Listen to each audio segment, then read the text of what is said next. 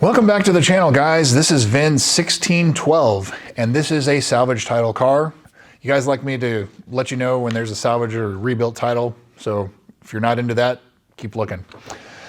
This is a 2016 1H9, which is Nebula Gray Pearl with LA20 black interior at Copart in Tampa, Florida with 66,000 miles. And it took a pretty good hit to the left rear. You can see that the left rear, even the quarter panel right by the window, it's starting to buckle. So it's probably, there's some other underlying damage that they already know about, and they just said, we're gonna total it. Production statistics. So Nebula Gray Pearl, that is a 1 year only color, 2016. 157 out of the 2,348 cars were Nebula Gray Pearl. Of those, only 90 had LA20 black interior. So that's 3.83% of all of the US 49 production. That's like an 8 out of 10 for rarity. So it's pretty rare. 2016, so it's also 157 out of the 1,418 cars for 2016.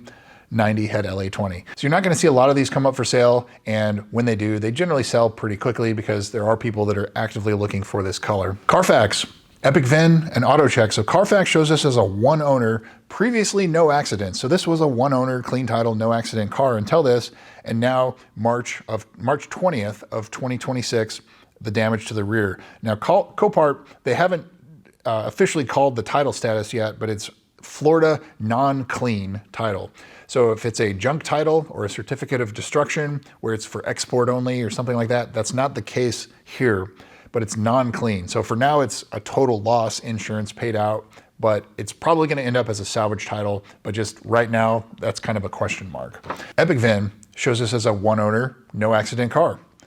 Auto Check shows this as a one owner, no accident car. So this car, prior to this damage, it was a clean title, one owner, no accident car. There's less than 8% of these cars that were like this, and so this car is not gonna be that anymore. Previous sales, there should be only one.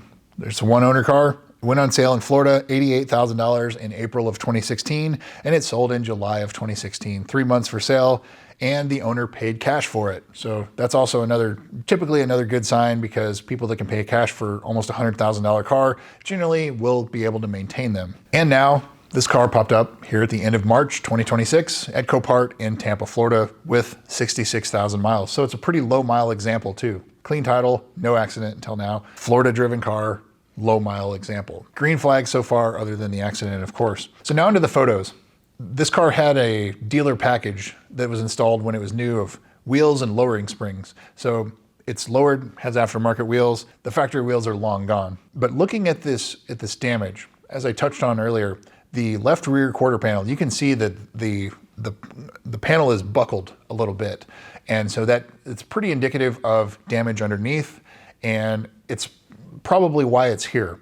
If it were an easy repair, you'd probably see it already cut away where a body shop started looking at it and digging into it, but it was probably enough where they just said, you know what, it's totaled. But the valuable parts on this car, the front end, the grille, the headlights, the carbon fiber lip on the front, the interior, the airbags are not blown, nothing's deployed. So as far as parts go, it's valuable. It has a low mile drivetrain. So to me, this car's probably worth the effort to put it back on the road, as long as the frame's not bent too badly. Now, there's probably gonna be some pretty significant work that's involved. Otherwise, even as a parts car, it's pretty valuable, like $30,000+ worth of parts here, maybe more than that, depending on how detailed you want to get parting it out. The carbon fiber trim on the interior, it is delaminating. Not surprised there. It's all original.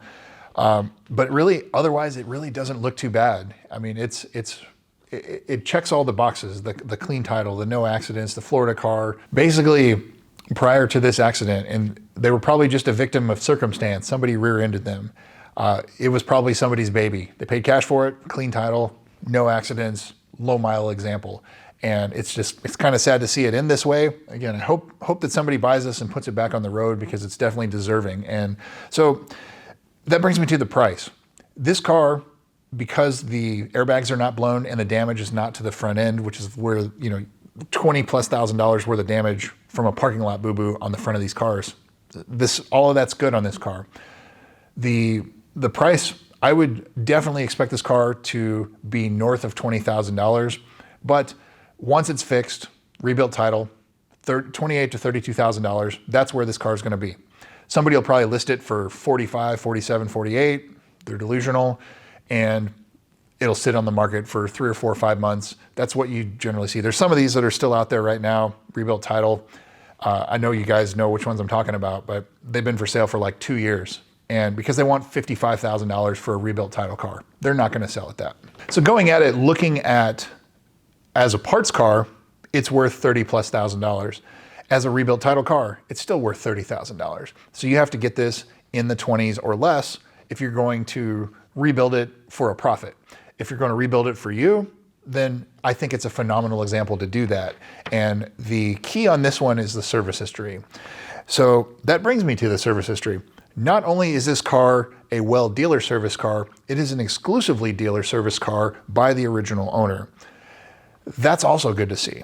So the first entry of note, I already touched on it, July of 2016, 10 miles, wheel package and lowering kit. You saw that a lot on Florida cars, especially like in the Miami area, but this car seems like it's always been around Tampa.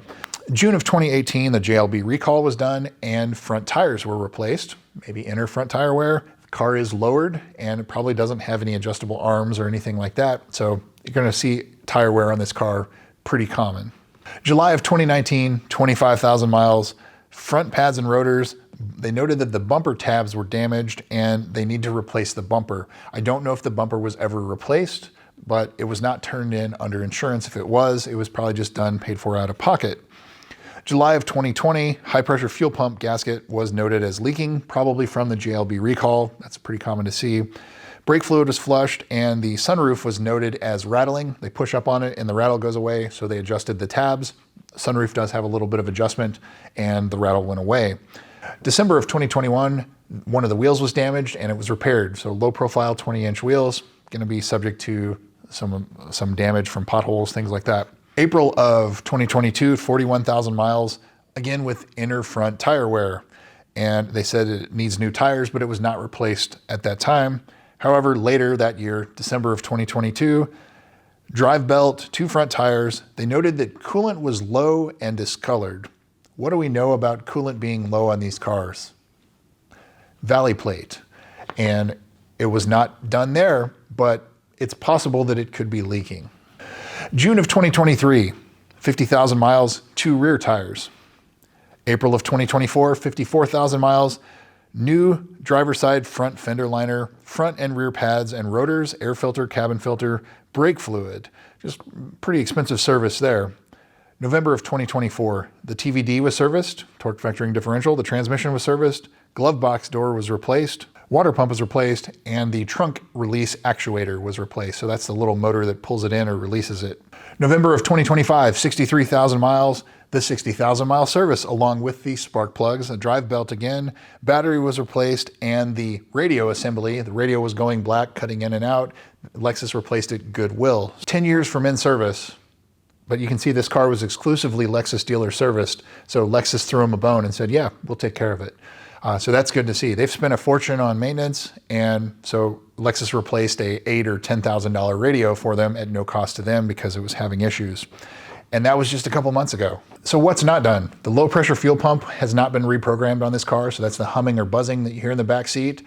So there is a fix for that. Front lower control arm bushings have not been replaced. This car is lowered. So you'll have continuous inner tire wear on this car until you do something about it. Replace the front lower control arm bushings, get adjustable arms, front and rear. Otherwise, you're going to continue to wear out the insides of tires.